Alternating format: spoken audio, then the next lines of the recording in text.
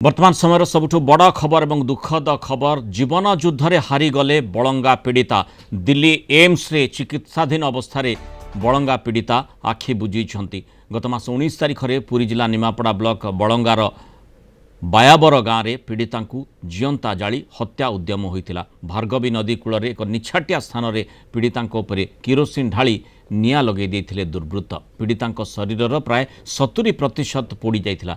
प्रथमे तांकु भुवनेश्वर एम्स रे भर्ती करा जाइथिला, परे ग्रीन कॉरिडोर रे तांकु एयर एम्बुलेंस जोगे दिल्ली एम्स को स्थानांतर करा जाइथिला। सेठारे चिकित्साधीन अवस्था रे तांकर किछि समय तळे मृत्यु होइथिबा सूचना आसीछि।